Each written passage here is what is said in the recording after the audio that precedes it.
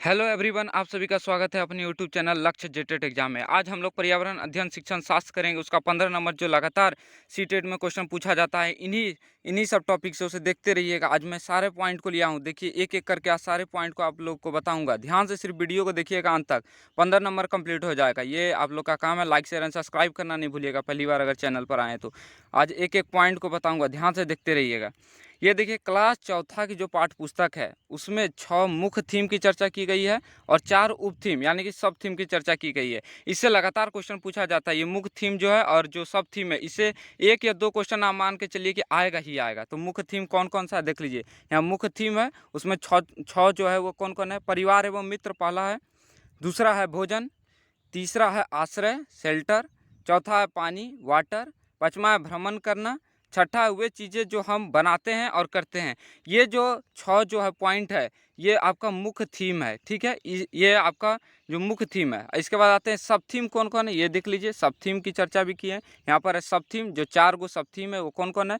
पहला है संबंध, दूसरा है पशु एनिमल, तीसरा है पौधा प्लांट, इसके बाद कार्य एवं खेल यानी कि प्लेइंग जो आता है। ये हो गया 4 सब थीम। ठीक है, इसके बाद अगले चलते हैं नेक्स्ट स्लाइड की ओर। क्या है, अब आइए मुख्य बिंदु क्या क्या है। मैन तो यहीं से 15 नंबर आपका बन जाएगा। आराम से देखते रहिएगा, वीडियो को अंत तक सिर्फ देखिएगा, आपका सारा डाउट क्लियर हो जाएगा।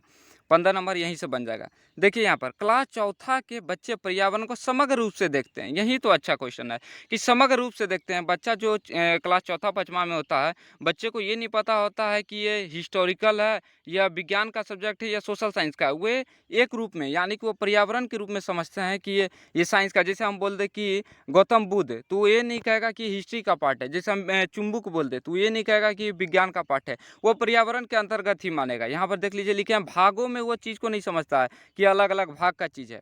फिर आते हैं दूसरा पॉइंट में, क्या है, वे विज्ञान और सामाजिक विज्ञान को अलग अलग रूप में नहीं देख पाता। यहाँ देखिए हम साफ से लिखे हैं, एक एक पॉइंट को लिख दिए हैं। वे विज्ञान और सामाजिक विज्ञान को अलग अलग रूप में नहीं देख पाता है, उन्हें वो समग्र रूप में देखता है, होलिस्टिक वे में देखता है। सिर्फ आप वीडियो को अंत तक देखिए, सारा डाउट क्लियर हो जाएगा। उन्हें समग्र वस्तु और संपूर्णता के रूप में देखता है कि ये विज्ञान का पार्ट नहीं है, ये कोई सोशल साइंस पार्ट नहीं है। जो चौथा तक जो पुस्तक चलता है, आप देखिएगा, कोई सोशल साइंस का उसका अलग पुस्तक नहीं बनता है या विज्ञान का अलग पुस्तक नहीं बनता, उसको ईवीएस के अंतर्गत ही रखा गया है। अब बात कीजिएगा कि पहला दूसरा में किस तरह ईवीएस को पढ़ाया जाता है, तो यहाँ लिख दिए हैं। पहला एवं दूसरे क्लास के बच्चों के लिए ईवीएस जो है लैंग्वेज और मैथ के माध्यम से सिखाया जाता है। यानी कि आपको गणित के माध्यम से और जो भाषा है, हिंदी हो गया इंग्लिश हो गया, उसी के माध्यम से आपको क्या होता है, पर्यावरण सिखाया जाता है। यहाँ लिख दिए या में भी कि हिंदी और गणित के माध्यम से आपको पर्यावरण सिखाया जाता है पहला और दूसरा क्लास के बच्चों के। फिर है अगला पॉइंट, बच्चों को भारत की बहुसांस्कृतिक परिवेश से अवगत कराना। विभिन्नता में एकता, आप लोग को पता है कि भारत विभिन्नता में एकता वाला देश है। यानी कि यहाँ अलग अलग संस्कृति, अलग अलग खान पान, रहन सहन, पहनावा ओढ़ावा अलग अलग। तो हमको बच्चा को अलग अलग जो क्षेत्र है सभी के बारे में बताना है कि पूर्व की तरफ कैसे लोग रहते हैं, पश्चिम की तरफ जो राजस्थान है उधर का पहनावा ओढ़ावा क्या है, उत्तर भारत में किस तरह खान पान है, दक्षिण भारत का खान पान क्या है।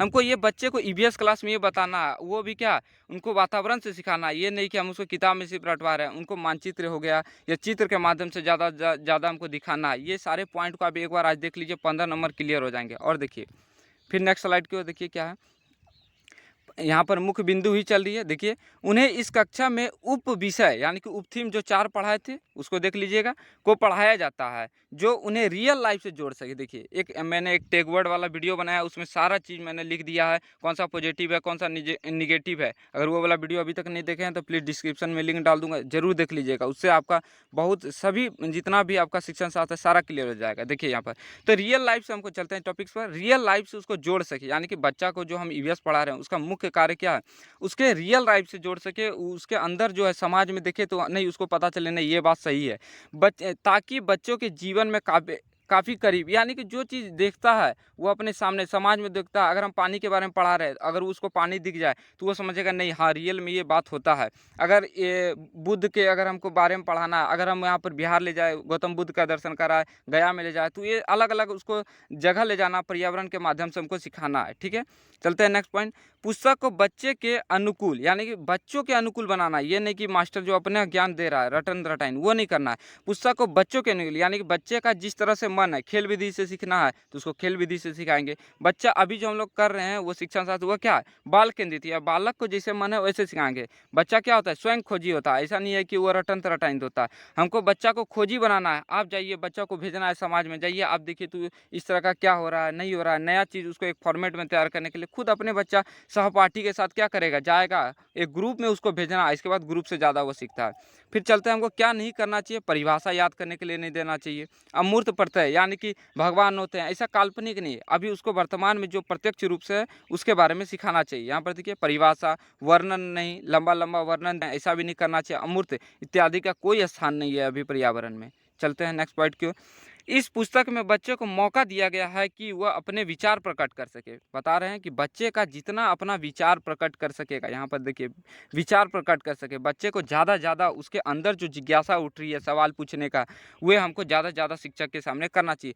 उत्सुकता का बढ़ा सके, बच्चा को ऐसा हमको छूट देना है कि बच्चा को उत्सुकता बढ़ा सके। ऐसा हमको पढ़ाना है कि बच्चा सवाल पूछने को एग्रेसिव हो, बच्चा पूछे, करके सीखे। यानी कि जितना लर्निंग बाय डूइंग करेगा, वो खुद से जितना काम करेगा, वो जितना अपने पांचों ज्ञान इंद्रिय का उपयोग करेगा, उतना बच्चा जल्दी सीखता है। प्रश्न करे, यहाँ लिखे हैं प्रश्न करे, प्रयोग कर सके, ज़्यादा प्रश्न करे शिक्षक से कि ये कैसे होता है, ये क्यों होता है, क्या क्यों कैसे, ये सब जितना सवाल बच्चा पूछेगा उतना ज़्यादा एक्टिव होता है। चलते हैं नेक्स्ट स्लाइड की ओर। यहाँ देखिए मुख्य पॉइंट ये भी चल रहे हैं, देखते रहिएगा, 15 नंबर आज पूरा क्लियर हो जाएगा। बच्चों को पाठ से जोड़ने के लिए हमको क्या करना है, किस्से कहानी संवाद करना है। किस्सा के कहानी सुना देना है, कभी संवाद हो गया, कभी पहेली के माध्यम से हो गया, कभी कहानी हो गया, कभी नाटक हो गया, कभी क्रियाकलाप हो गया। ये सब जो पॉइंट है बहुत इंपॉर्टेंट है पर्यावरण के लिए। तो हमको नाटक के माध्यम से, कभी ये सब तो ईवीएस में लगातार पूछा जा रहा है कि उसको नाटक के माध्यम से सिखाना चाहिए। कभी कहानी हो गया तो कहानी के माध्यम से हम लोग पढ़ा रहे हैं। इसके बाद नेक्स्ट पॉइंट है ज्ञान सृजन के लिए बच्चों का क्रियात्मक रूप समझे, यानी कि बच्चा एक्टिव रूप से अब खुद से क्रिया करे। जितना मेन पर्यावरण में है कि बच्चा को हमको एक्टिव रखना है, उसको क्रियाशील करना है। बच्चा खुद से जितना काम करेगा उतना एक्टिव होगा।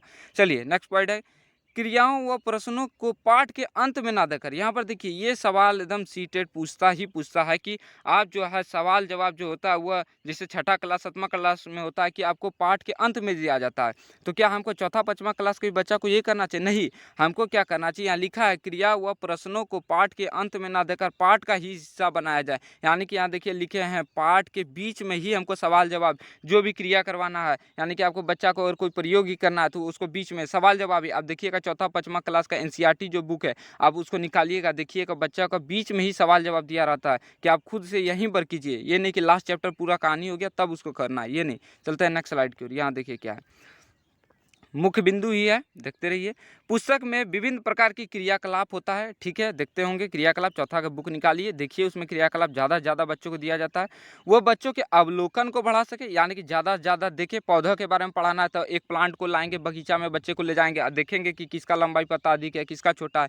खोज कर सके, ज़्यादा खोज करे, खुद से जितना काम कर सके, वर्गीकरण कर सके। कौन पौधा बड़ा होता है, किसको ट्री कहता है, किसको छोटा पौधा कहते हैं, कौन तो मतलब कौन सा जानवर किस कैटेगरी में आएगा, किसका कोई अंडा देता है, कोई मान लीजिए बच्चा देता है, तो उसका वर्गीकरण करना, ठीक है। इसी टाइप का बहुत सारा प्रयोग है, प्रयोग करके सीखे। चित्र बनाना तो बच्चों के लिए बहुत जरूरी है। चित्र जितना बनाएगा उसका हाथ का क्रियाशील एक्टिव रहेगा, उसका मन भी लगेगा पढ़ाई में। बातचीत करने का मौका देना, ज़्यादा बच्चा एक दूसरे से संपर्क करे, अंतर ढूंढ सके, लिखना आदि कौशलों का मौका देना चाहिए। ये सारे पॉइंट सीटेट लगातार इन्हीं से पूछता है क्वेश्चन। आप लोग ध्यान से सिर्फ देखते जाइए, लगातार आप लोग क्या कर सकें, वर्गीकरण कर सके, खोज कर सके, अवलोकन कर सके। ये बहुत अच्छा इंपॉर्टेंट पॉइंट सब है।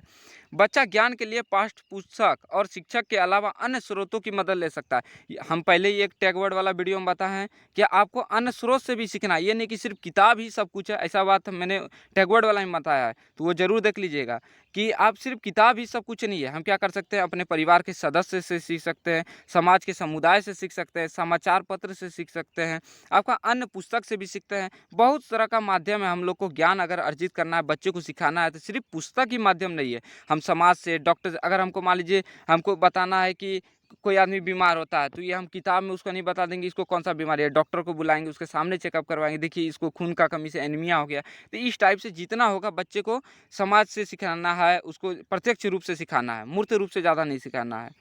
अमूर्त रूप से, मूर्त रूप से ज़्यादा से। अब आते हैं पर्यावरण का मुख्य पॉइंट ही चलते रहिए, आज सारा मुख्य पॉइंट को लिए हैं। बच्चों को सामूहिक क्रियाकलाप में भाग लेना, पहले ही बताएं सामूहिक रूप से, बच्चा को सिंगल नहीं भेज देंगे कहीं पर आप तुम खुद से करके आओ, बच्चों को 5-6 का ग्रुप में भेजेंगे ताकि वो एक दूसरे से कनेक्ट कर सके, एक दूसरे में ही सवाल पूछे, अच्छा ये क्यों होता है, कैसे होता है, ये पौधा कौन सा बड़ा है, इसका लीफ क्यों बड़ा है, इस टाइप का सवाल खुद से पूछे, यानी कि सामूहिक क्रियाकलाप करवाएंगे। विभिन्न परिस्थितियां, उसमें क्या क्या आता है, अवलोकन करे, देख सके, प्रश्न पूछे अपने में, सामूहिक में जब भेजेंगे तो चित्रकारी कर सके, अपना कॉपी में नोट करेगा, समूह चर्चा कर सके, ये भी तो पॉइंट बताएं। इसके बाद है आदि के दौरान मूल्यांकन, वहीं पर आपका मूल्यांकन करना, ये नहीं कि आपका घर आके मूल्यांकन करेंगे। अगर हम उसको शिक्षा के, अगर 5 बच्चे को ले गए हैं बगीचे में, तो वहीं उसका पौधे को दिखाएंगे, वहीं मूल्यांकन करेंगे कि बच्चा कितना समझ रहा है नहीं समझ। ये नहीं कि उसको आप क्लास में लाएंगे तब पूछेंगे आप ये पत्ता को देखे थे, तो अब इमेजिंग नहीं करना, प्रत्यक्ष रूप से वहीं सिखाना, इस टाइप का हमेशा क्वेश्चन पूछा गया है। इसके बाद नेक्स्ट पॉइंट है, पुस्तक के पाठ के अंतर्गत ही प्रश्न एवं क्रियाकलाप को सम्मिलित किया जाए। अभी पहले भी इस बात को बताया है कि पाठ के अंत में हमको नहीं पढ़ाना है, कोई बड़ा क्लास का बच्चा नहीं है, ये 1 to 5 लेवल का अगर बच्चा है तो उसको हम क्या करेंगे, पाठ के अंतर्गत ही क्रियाकलाप करवाएंगे, उसको सवाल जवाब भी पाठ के अंतर्गत ही करेंगे। देखिए यहाँ पर लिख दिया है, पाठ के अंत में नहीं बल्कि पाठ के बीच में ही हमको सवाल जवाब करना है। चलते हैं नेक्स्ट स्लाइड की ओर। ये तो बहुत कम समय में बताए हैं, प्लीज़ आप लोग लाइक शेयर सब्सक्राइब कर दीजिएगा। आप लोग को ये वीडियो कैसा लगा प्लीज़ कमेंट कर दीजिएगा, अगर कोई डाउट होगा तो कमेंट बॉक्स में डाल दीजिएगा। अगर आप लोग अभी तक एनसीएफ वाला वीडियो, आरटीई का वीडियो, अगर टैगवर्ड वाला वीडियो नहीं देखे हैं तो डिस्क्रिप्शन में डाल दूंगा, प्लीज़ देख लीजिएगा, और टेलीग्राम चैनल से ज्वाइन कर लीजिएगा, वहाँ पर लगातार अपडेट कर रहा हूँ, पीडीएफ चाहिए तो वहाँ पर ही डालूंगा। और ये सब्सक्राइब करना नहीं भूलिएगा प्लीज़, आप लोग का सपोर्ट से ही मैं वीडियो बना रहा हूँ, आगे भी वीडियो बनाता रहूँगा। धन्यवाद साथियों। देख लीजिए, ये कंप्लीट जो था एनसीईआरटी पर ही बेस्ड था, एनसीईआरटी से ही क्वेश्चन पूछा जाता है, इसलिए आप लोग प्लीज़ चैनल को लाइक शेयर एंड सब्सक्राइब कर दीजिएगा। धन्यवाद साथियों, ज़्यादा से ज़्यादा शेयर भी कर दीजिएगा। धन्यवाद।